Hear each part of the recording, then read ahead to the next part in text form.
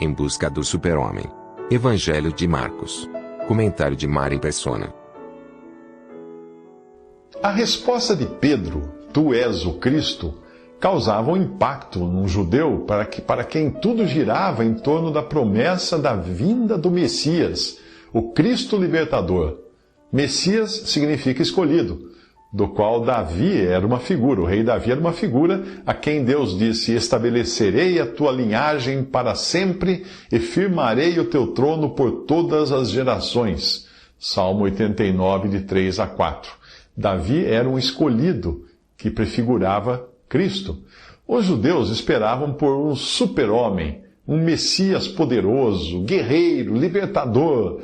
E foi uma decepção escutar Pedro dizer, após a morte e ressurreição de Jesus: "Este Jesus a quem vocês crucificaram, Deus o fez Senhor e Cristo." Atos 2,36. Todavia, Deus estabeleceu em Cristo o seu bom propósito de fazer convergir em Cristo todas as coisas, celestiais ou terrenas, na dispensação da plenitude dos tempos. Efésios 1, de 7 a 8. Assim como os raios de uma roda de bicicleta convergem para o eixo no centro, assim também todas as coisas não apenas tiveram a sua origem no Filho de Deus, como irão convergir nele no final. O centro, origem e destino de todas as coisas é Cristo. Mas não era isso que queriam os judeus, ou os seres humanos em geral, seduzidos que foram pela voz da serpente que disse a Eva: "Vocês serão como Deus", lá em Gênesis 3:5. Desde a queda no Éden, a história humana tem sido uma saga na busca da divinização do homem, para ele poder galgar a posição olímpica de um Deus. Esse empoderamento à parte de Deus começa com Caim construindo uma cidade com o nome de seu filho e seus descendentes criando tudo para tornar a vida no mundo confortável à parte de Deus.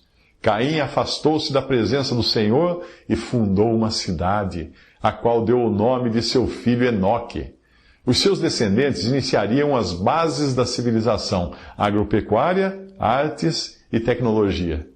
Em Gênesis diz: "Jabal foi o pai daqueles que moram em tendas e criam rebanhos. Jubal foi o pai de todos os que tocam harpa e flauta. Tubal-Caim fabricava todo tipo de ferramentas de bronze e de ferro." Isso está em Gênesis 4, de 16 a 22. Tudo isso iria incrementar a capacidade do homem, que mais tarde diria: "Vamos construir uma cidade com uma torre que alcance os céus. Assim o nosso nome será famoso." Ao que Deus viu e respondeu: "Em breve, nada poderá impedir o que planejam fazer." Gênesis 11, de 4 a 6. A saga dos seres humanos que o apóstolo Paulo diz que trocaram a glória do Deus imortal por imagens feitas segundo a semelhança do homem mortal, lá em Romanos 1, 23, essa saga continua ainda hoje e almeja criar uma segunda geração, um homem 2.0, um lendário Prometeu. Prometeu é o personagem da mitologia grega que teria roubado o fogo dos deuses para dá-lo aos homens. Dele, a humanidade teria aprendido as artes, a escrita, a matemática, a agricultura, a medicina e a ciência.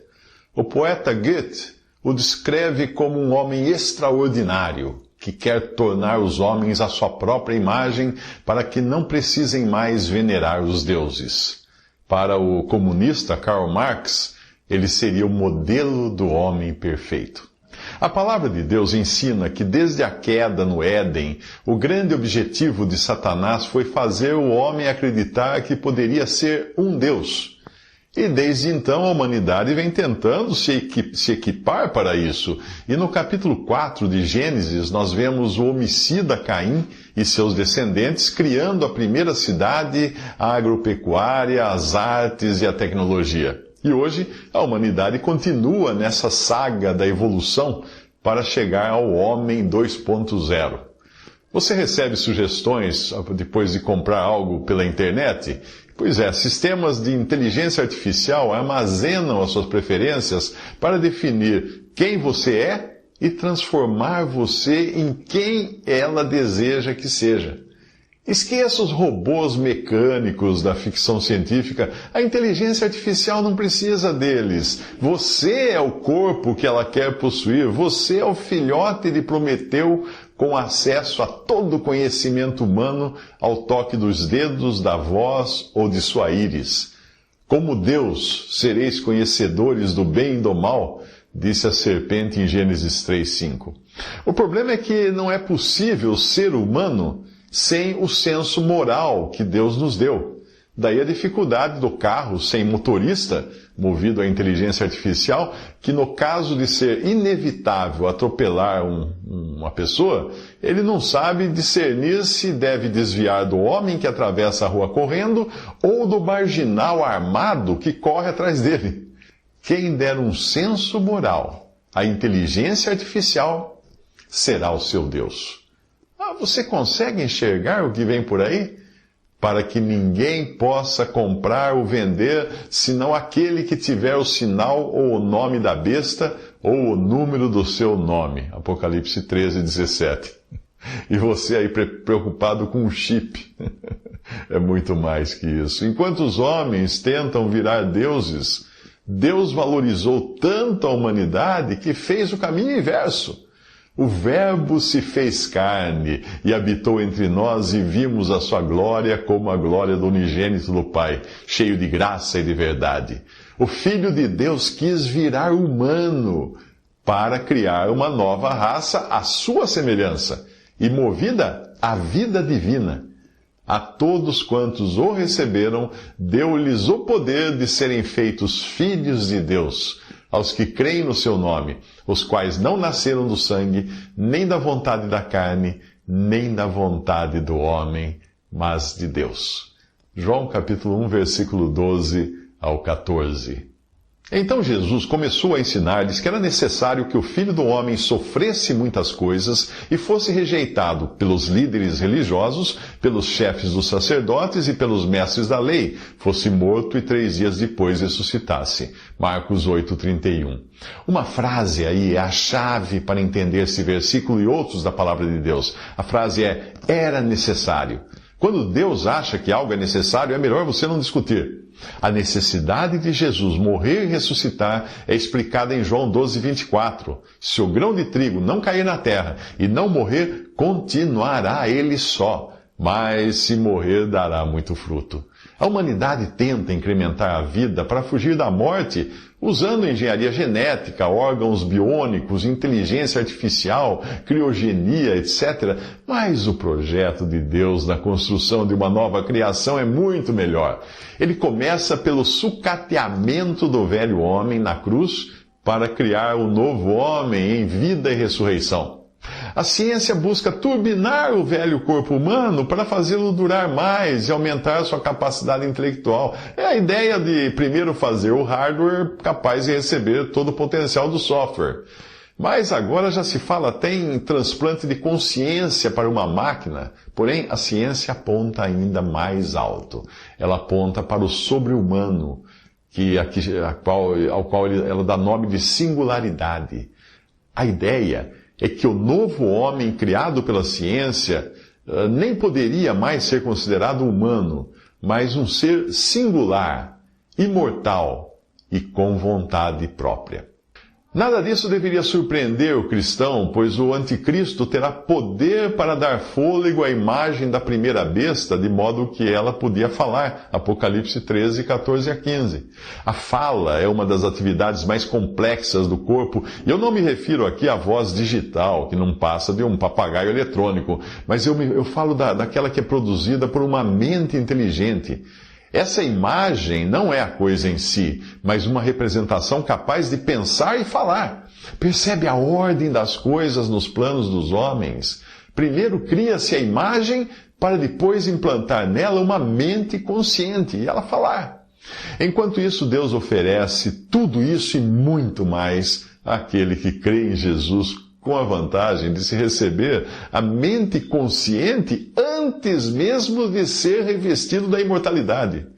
Veja só, nós, porém, temos a mente de Cristo, diz o apóstolo Paulo, como sendo a realidade daqueles que já creram em Jesus e agora aguardam apenas a transformação do hardware dos seus corpos. Pois é necessário que aquilo que é corruptível se revista de incorruptibilidade e aquilo que é mortal se revista de imortalidade. 1 Coríntios 2,16 e 1 Coríntios 15, 54. Quando alguém me perguntou qual a aparência de Satanás, eu respondi que não sabia, porque eu nunca tinha visto Satanás. Mas talvez eu o tenha visto sim, manifestando-se por meio de alguém. No Jardim do Éden, teria sido estranho ele aparecer na forma humana, porque Eva sabia que ela e Adão eram os únicos humanos ali. Então ele veio como serpente. Depois ele iria se manifestar de diferentes maneiras, de formas, sempre com o mesmo objetivo: enganar. Esqueça a ideia medieval de um diabo vermelho com chifres e um garfo espetando as criancinhas. Não. Um agente infiltrado, ele não se veste com as cores do seu país de origem, mas com aquelas do país que deseja corromper. É assim que nós vemos o diabo ao longo das eras se manifestando muito mais na espiritualidade e na religião do que na imoralidade. Na corte de Faraó, ele usou os magos para imitar os sinais divinos feitos por Moisés. Hoje ele usa homens de terno ou batina, clamando Senhor, Senhor, em igrejas, rádio, TV, internet. O diabo é um querubim, um ser angelical. Do mesmo modo como falsos apóstolos, obreiros enganosos, fingindo-se apóstolos de Cristo, diriam, Senhor, Senhor, não profetizamos nós em Teu nome não expulsamos demônios e não realizamos muitos milagres, em Mateus 7,22. O próprio Satanás se disfarça de anjo de luz. Portanto, não é surpresa que os seus servos finjam que são servos da justiça. 2 Coríntios 11, 14 a 15. Para identificar o seu modo de agir, basta ver suas intervenções ao longo da Bíblia.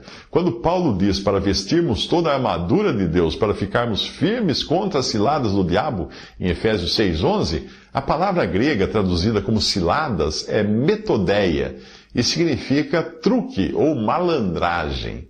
Satanás contradiz a palavra de Deus. Certamente não morrerão, disse ele lá no Éden, e exalta o homem. Vocês serão como Deus, lá em Gênesis 3, de 4 a 5. Essas são só apenas duas maneiras dele agir. Esse espírito do poder do ar, o espírito que agora está atuando nos que vivem na desobediência, leva você a seguir a presente ordem deste mundo, que nós chamamos de opinião pública, e pode até usar alguém tão idôneo quanto Pedro para negar a palavra de Deus, como nesta passagem. Após Jesus explicar claramente que era necessário que ele fosse morto e 3 dias depois ressuscitasse, Pedro, chamando-o à parte, começou a repreendê-lo. Jesus, porém, voltou-se, olhou para os seus discípulos e repreendeu Pedro, dizendo, para trás de mim, Satanás! Você não pensa nas coisas de Deus, mas nas dos homens. Marcos 8, 31 a 33.